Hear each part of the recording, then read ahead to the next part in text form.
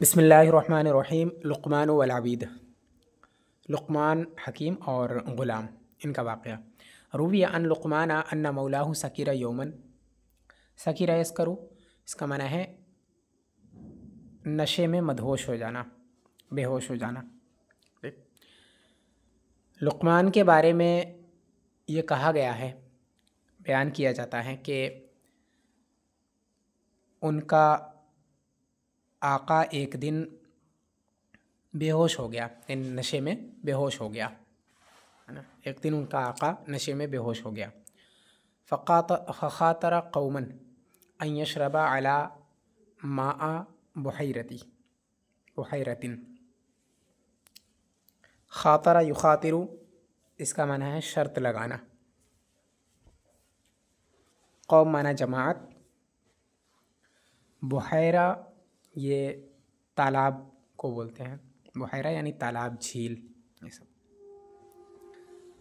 تو اس نے ایک قوم سے، یعنی ایک جماعت سے، چند لوگوں سے اس نے یہ شرط لگا لی کہ ان یشرب ماء بحیرۃ، کہ وہ ایک جھیل کا پانی پی لے گا، یعنی ایک پوری جھیل کا پورا پانی وہ پی لے گا، اس کی شرط لگا لی اس نے۔ فخاطر قوما، تو اس نے چند لوگوں سے شرط لگا لی کہ ان یشرب ماء بحیرۃ، کہ وہ ایک تالاب کا پانی پی جائے گا، ٹھیک۔ فلما افاق عرف ما وقع فیہ، افاق یفیق افاقۃ، بے ہوشی سے ہوش میں آنا، بیماری سے تندرست ہونا وغیرہ، یہ سب معنی آتے ہیں اس کے۔ فلما افاق، تو جب وہ ہوش میں آیا، عرف ما وقع فیہ، تو اس نے وہ بات جانی جس میں وہ پڑھ چکا تھا، تب اسے پتہ چلا اس بات کا جس میں وہ پڑھ چکا تھا۔ وقع فیہ، جس میں وہ پڑھ چکا تھا، تو اس بات کو اب اس نے جانا کہ وہ کس بات میں پڑھ چکا ہے، چونکہ اس وقت تو ہوش نہیں تھا، تو اس نے شرط لگا لی۔ اب جب نشہ ختم ہوا تب اسے پتہ چلا کہ اس نے کتنی بڑی غلطی کر دی۔ وہی کہہ رہے ہیں فلما افاق عرف ما وقع فیہ، جب وہ ہوش میں آیا تب اس نے جانا کہ وہ کس بات میں پڑ گیا ہے، کس مصیبت میں پڑ گیا ہے۔ فدعا لقمان، تو اس نے لقمان کو بلایا، دعا یدعو، بلانا، تو اس نے لقمان کو بلایا، وقال له، اور ان سے کہا لمثل ھذا كنت اختبئک، اختبأ یختبئ، اس کا معنی ہے چھپانا، الشیء، اختبأ یختبئ الشیء، چھپانا۔ تو لقمان سے اس نے کہا کہ انہی جیسی ضرورتوں کے لیے، لمثل ھذا، انہی جیسوں کے لیے، یعنی انہی جیسی چیزوں کے لیے، انہی جیسی ضرورتوں کے لیے، کنت اختبئک، میں نے تجھے چھپا کے رکھا تھا، ہے نا، انہی جیسی ضرورتوں کے لیے میں نے تجھے چھپایا تھا یا چھپا کے رکھا تھا یا چھپا کے رکھتا تھا۔ فقال لمولاہ، تو لقمان حکیم نے اپنے آقا سے کہا اخرج اباریقک ثم اجمعہم، ابریق کا معنی ہے لوٹا، جس میں پانی بھرتے ہیں اس کا لوٹا، اور اسی کی جمع ہے اباریق۔ جمع یجمع، اکٹھا ہونا، اسی سے فعل امر ہے اجماع، اکٹھا کرنا، ان کو اکٹھا کر، جمع کر۔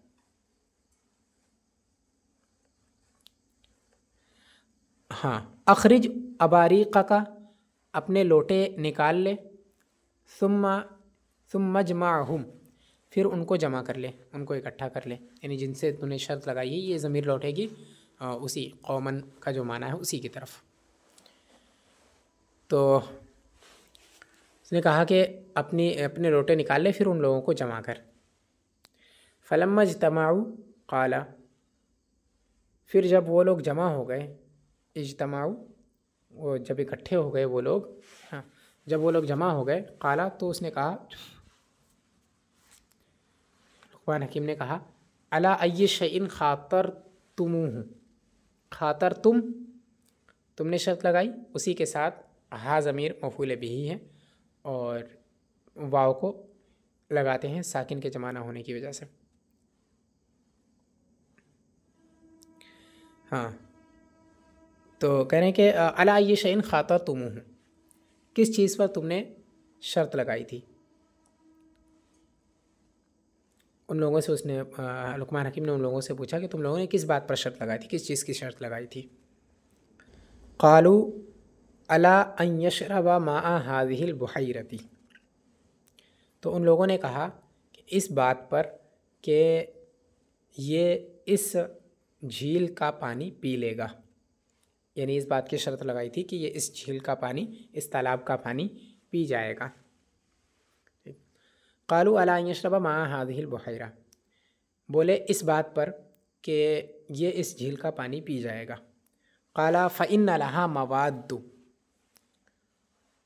मवाद माद्दे की जमा है, माद्दतुन की जमा है मवाद्दु, और ये चीज़ के लिए मुतलक़न बोला जा सकता है। असल में तो इसका माना है असल, किसी भी चीज़ की असल को माद्दा कहते हैं, ठीक।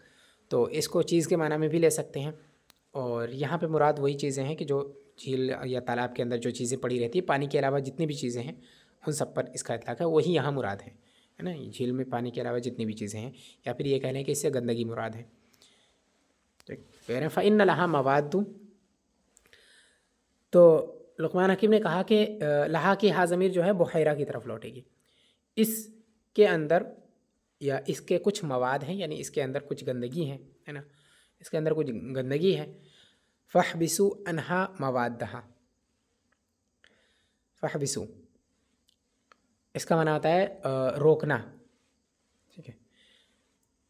हबसा यहबिसु रोकना, और यहाँ पे इसका माना है निकालना, यानी मादों को या गंदगी को तालाब से रोकना। इसका मतलब यह है कि उनको बाहर निकाल लेना, तालाब से, उस पानी से जुदा कर लेना उनको, है ना। फ़इन्न लहा मवाद्दु, तो इस तालाब में कुछ मवाद हैं, यानी कुछ चीज़ें हैं, इस तालाब में भी कुछ चीज़ें हैं। फ़हबिसु अनहा मवादहा, तो उन चीज़ों को इससे अलग कर लो, उन चीज़ों को इससे निकाल लो, है ना। फ़िल अम्र है इहबिसु।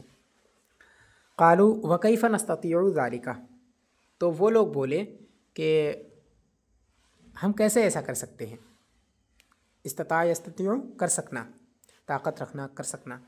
व कैफ़ ज़ालिका नस्ततिउ, हम कैसे ये कर सकते हैं ना। उन लोगों ने कहा यानी हम ये काम नहीं कर सकते हैं, इन तीन गंदगियाँ जो है, इस तालाब को गंदगी से कैसे जुदा कर सकते हैं हम, यानी हम नहीं कर सकते इस बात, ये काम हम नहीं कर सकते। तो लुक़मान ने कहा, क़ाल लुक़मानु, लुक़मान हकीम ने कहा व कैफ़ यस्ततिउ हुवा अन यशरबहा व लहा मवाद्दु, तो फिर वो, यानी मेरा आका अपने आका के बारे में कह रहे हैं कि फिर वो कैसे इस पानी को पी सकता है जबकि इसके अंदर मतलब गंदगियाँ हैं, इसके अंदर मवाद है, गंदगियाँ हैं, यानी दूसरी चीज़ें इसके अंदर है, गंदगियाँ वगैरह, कूड़े करकट हैं, ये सब होते हुए तो कैसे इसके पानी को पी सकता है, वो कैसे इसे पी सकता है। वो कैफ़ यस्ततिउ हुवा अन यशरबहा व लहा मवाद्दु, और तो वो कैसे इसके पानी को पी सकता है, वो कैसे इसको पी सकता है जबकि इसमें गंदगियाँ पड़ी हुई हैं।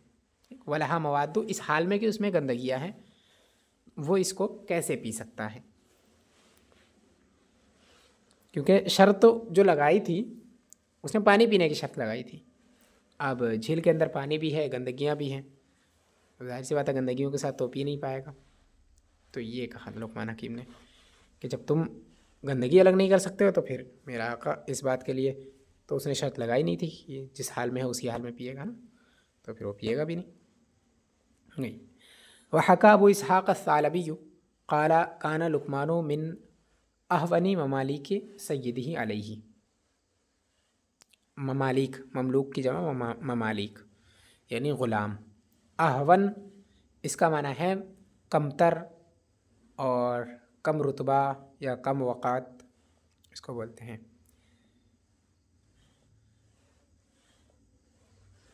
अबू इसहाक़ सालबी ने हिकायत बयान की और कहा कि लुक़मान अपने आका के कम वक़ात ग़ुलामों में से था, अपने आका का एक कम वक़ात ग़ुलाम था, ये कह सकते हैं। काना लुक़मानु मिन अहवन ममालिक सय्यदिही अलैहि, लुक़मान अपने आका का कम वक़ात ग़ुलाम था, यानी जो उसका आका था वो उस पर एतमाद कम रखता था और उसको कम समझता था दूसरों से, है ना, उसको उतना नहीं मानता था, ये मतलब है। काना लुक़मानु मिन अहवनी ममालिक सय्यदिही अलैहि, लुक़मान अपने आका का कम रुतबा ग़ुलाम था या फिर कम वक़्त ग़ुलाम थे।